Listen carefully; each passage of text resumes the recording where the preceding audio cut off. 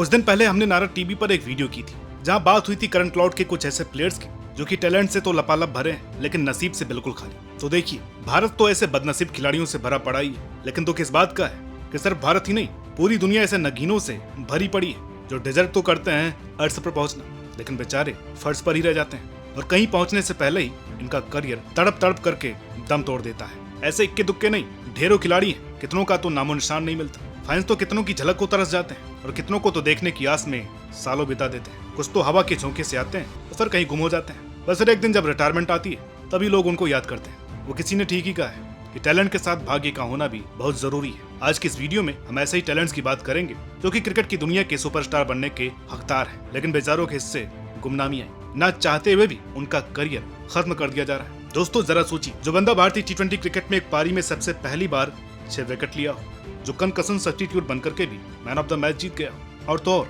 एक समय तो जिसके ओवर गारंटी होती थी कि ये बंदा 2-3 विकेट तो निकाल करके देगा ही। अब ऐसे बॉलर को तो हमेशा ही एक टीम का हिस्सा होना चाहिए। जो व्हाइट बॉल में भारतीय टीम का प्रमुख बॉलर रहा अच्छे खासे समय तक, उसे आपने बिना कोई कारण के टीम से उठा करके बाहर फेंक दिया। जी हाँ, हम आईपीएल के highest wicket taker Yuzvendra Chahal की बात कर रहे हैं। ये किसी समय भारतीय क्रिकेट की जान हुआ करते थे, नाम चलता था इनका। सब कॉन्टिनेंट में तो अच्छा करते ही थे, लेकिन सेना देशों की पिचों पर भी इन्होंने कोई कमी नहीं छोड़ी। बहुत अच्छी परफॉर्मेंस की, एक के बाद एक मैच विनिंग स्पेल। हमने तो इनको ऐसी परिस्थिति में भी मैच जिताते हुए देखा है जहां दुनिया मान चुकी होती है कि भारत यहां से जीत नहीं सकता। इस लेवल का टैलेंट है चहल में, मगर इस टैलेंट को सम्मान वो ड्यूज नहीं मिल सके। सबसे पहले तो इनका डेब्यू ही बहुत लेट हुआ। 2-3 साल का क्रिकेट वहां से गया, फिर सब अच्छा चला, मैच खेले, रेगुलर खेले, वर्ल्ड कप 2019 भी खेला। फिर रोटेशन पॉलिसी में कुलचा को साथ नहीं खिलाया गया तो काफी बार इन्हें बेंच पर बिठाया गया। लेकिन कमाल की बात तो ये है, जब इनके फॉर्म में गहरा डिप आया था, जब सच में एक ब्रेक की जरूरत थी, तब तो इनको ड्रॉप नहीं किया गया। किसी ने टीम से बाहर नहीं किया, घिसते गए और वर्ल्ड कप के टाइम पर टीम से छूमंतर कर दिया। 2021 से लेकर के 24 तक 4 साल खराब कर दिए। या तो टीम में नहीं लेते या तो कभी खिलाया ही नहीं। और अब आलम कुछ ऐसा है कि आउट ऑफ नोवेयर,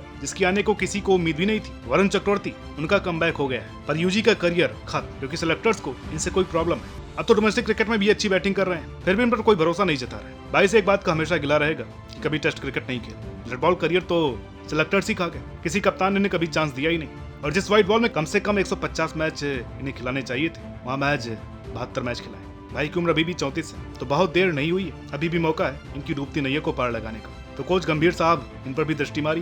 रोहित तो ने कभी कमबैक करेंगे नहीं, कम से कम आप इनका करियर बचा लीजिए, वरना किसी दिन इनका भी रिटायरमेंट सुनाई देगा। भाई एक समय था जब हमारे पास टी20 में विराट कोहली नाम का शहंशाह हुआ करता था, नंबर 3 पर, जो दुनिया की बहुत गालियां खाता था। हर कोई उन्हें स्लो स्लगिस कहकर ट्रोल किया करता था, लेकिन उनके अपने प्लेयर्स और थोड़े बहुत बुद्धि वाले फैंस इन्हें सलाम करते थे, क्योंकि विराट बेस्ट एंकर थे, जो खुद एक छोर संभाल करके न केवल सूर्य जैसे तूफान को फ्रीडम अलाउ करते, बल्कि खुद टीम को कोलैप्स से बचाते थे और आखिरी में विस्फोट करके अपना स्ट्राइक रेट और टीम का स्कोर बिल्कुल सही कर देते थे। इससे ओपनर्स तो क्या, मिडिल ऑर्डर भी बेहद हल्का महसूस करता था। मगर अब दिक्कत ये है कि ना तो ऊपर ओपनर्स का कुछ पता, ना नीचे वालों की खता। इनके रिटायर होते ही दिक्कतें बढ़ गई।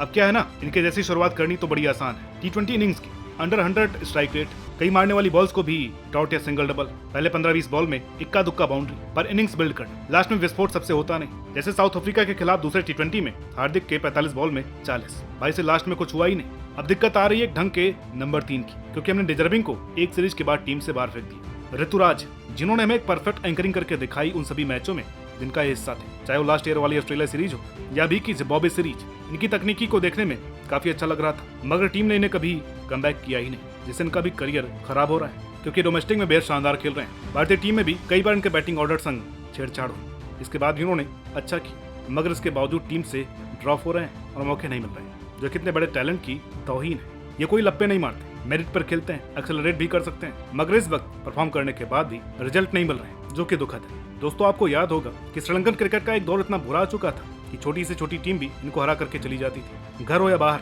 ये लोग जहाँ भी जा रहे थे सिर्फ मुंह काला करवा रहे थे। दसों दिशाओं से सिवाय लानतों के, गालियों के और कुछ भी नसीब नहीं हो रहा था। हर कोई इनके डाउनफॉल को कोस रहा था। तब टीम की कमान संभाली थी एक दिलेर उस्ताद दर्शन सनाका ने, घाटी से चोटी तक ले गए थे। इस टीम में कम्पिटिटिव स्पिरिट लाए थे, अनबिलीवेबल रन चेज करके दिखाई। जब ऑस्ट्रेलिया के खिलाफ टी20 में आखिरी 3 ओवर में 58 रन चेज करके दिखाई। 2021 में भारी भरकम इंडियन टीम को टी20 सीरीज हराई। 2022 का एशिया कप अपनी कप्तानी में जिताया। फिर एक टूटी सी श्रीलंकन टीम जिसके मुख्य खिलाड़ी इंजर्ड थे, एशिया कप 2023 के फाइनल तक पहुंचा दी, पर फाइनल में उसे 50 ऑल आउट ने उनकी लंका लगा दी। फिर वर्ल्ड कप में 55 ऑल आउट ने काम और बदतर कर दिया। पर कप्तानी बदली, तख्ते पलटे, मगर इनके योगदानों को भुला दिया गया। जो 2 कोलैप्स हुए वो सबके दिमाग पर छप गए, पर जो बंदा इतनी बार संकट मोचक बन करके अपनी पावर हिटिंग से अपनी टीम को सम्मानजनक स्कोर तक ले जाता था वो सबने भुला दिया। अब ज्यादा कुछ नहीं, 2022 में भारत के खिलाफ T20 सीरीज ही देख लेते, पर नहीं। और अब आलम ऐसा हो गया है कि थोड़ी सी फॉर्म में गिरावट और इन्हें ही टीम से बाहर कर दिया गया। जितना कुछ उन्होंने श्रीलंका क्रिकेट के लिए किया है उसके बावजूद जितनी तगड़ी पारियां खेली उसका इन्हें ये सिला मिला। मुझे लगता है कि कम से कम 10 मैचों की बैकिंग तो ये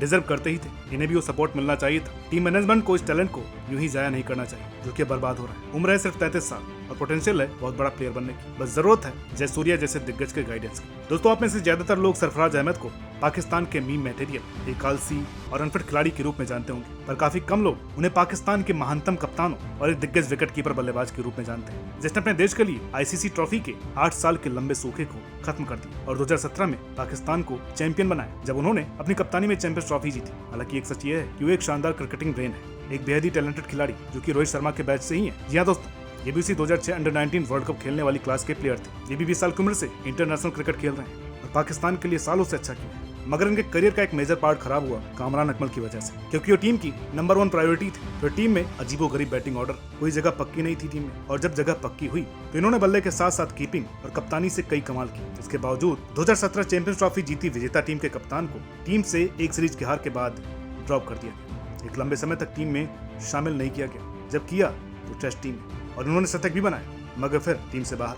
और अब इनके करियर का सबसे खराब अंत इनके बोर्ड नहीं करती। भाई को करियर के आखिरी दौर में सब्स्टिट्यूट कीपर बना दिया, टेस्ट क्रिकेट में व्हाइट बॉल से पत्ता साफ कर दिया। और मुझे लगता है कि बस कुछ ही समय में इनकी रिटायरमेंट साइलेंटली हो सकती है। तो कम से कम 250 ODI, 100 T20 जो उन्हें खिलाना चाहिए था वो नहीं खिलाया गया, लेकिन कम से कम एक फेयरवेल मैच तो बनता ही है। दोस्तों, हम ज्यादा तो नहीं, पिछले 7 साल से नंबर 4 की बीमारी के बारे में सुनते आ रहे हैं, जिसने भारतीय क्रिकेट को तोड़ करके रखा है। हर बार सेम प्रॉब्लम। ये सुनकर के मूड खराब हो जाता था कि 140 करोड़ प्लस आबादी वाले मुल्क में ढंग का नंबर 4 का खिलाड़ी ही नहीं है। और ऐसे में जरा सोचिए, कोई बंदा ODI वर्ल्ड कप में नंबर 4 पर खेलते हुए 66 के एवरेज और 113 के स्ट्राइक रेट से 530 रन ठोक डाले, तो उसे तो आप किसी धरोहर की तरह संभाल करके रखेंगे, बड़े सही तरीके से अपनी टीम में संभाल करके लेकर के आएंगे, कैलकुलेटेड रिस्क के साथ उसे खिलाएंगे। कम से कम ODI और टेस्ट में तो जरूर खिलाएंगे, क्योंकि हमारा जो जुलूस न्यूजीलैंड वाली सीरीज में निकला उधर स्पिन गेंदबाजी ने तेल निकाल दिया था, क्योंकि जायसवाल और पंत को छोड़ करके किसी को स्पिन खेलनी आती ही नहीं। ऐसे में जब आपके पास एक ऐसा खिलाड़ी है जिस स्पिनर को आगे निकल करके 100-110 मीटर के छक्के मारता हो,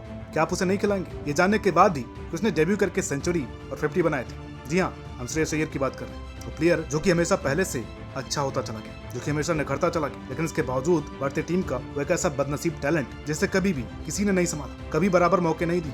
इसका अंदाजा आप इसी बात से लगा सकते हैं, माई भाई जैसे दिग्गज ने 15 साल लंबे करियर में 350 ODI, विराट जैसे लेजेंड ने 16 साल में 295 ODI, ये 320 प्लस भी हो सकते थे अगर बेवजह रेस्ट न दिया जाता तो। मगर एक तरफ है श्रेयस अय्यर, जिन्हें 7 साल लंबे करियर में मिले हैं 62 ODI, उसमें से भी 47 का एवरेज और 101 का स्ट्राइक रेट। पिछले साल वर्ल्ड कप में ये पहले एशियन बैट्समैन बने जिसने नंबर 4 पर खेल कर 500 प्लस रन बनाए, पर इसका इनाम इन्हें क्या मिला? सीधे सेंट्रल कॉन्ट्रैक्ट से ही छुट्टी। भाई ने 100 अच्छे काम किए, तब अंडररेटेड रह गए, एक गुस्ताखी हो गई तो टीम से ड्रॉप हो गई, और रणजी में 100-200 करते नजर आ रहे हैं। अभी हाल ही में 233 की पारी भी आई, पर BGT कोई खिलाना नहीं चाहता। सच कहें तो ये टैलेंट तीनों फॉर्मेट का जबरदस्त खिलाड़ी है, लेकिन इन्हें कभी भी अपने करियर में वो सिक्योरिटी नहीं दी गई जिससे ये और आगे जा सकते हैं। अपने 7 साल लंबे करियर में 150 मैच भी इन्हें नहीं मिले। सच कहूं तो भारतीय टीम जिस वक्त ट्रांजिशन फेज में है ना, वहाँ जरूरत है अय्यर टाइप मैच्योर प्लेयर की, जो कि टीम में रहे, बैटिंग संभाल सके, साथ इनकी बॉलिंग पर भी ध्यान दिया जाए, वरना इतना टैलेंट कहीं व्यर्थ ना हो जाए। बाकी आपको क्या लगता है, क्या वजह हो सकती है इनको बाहर बिठाने की?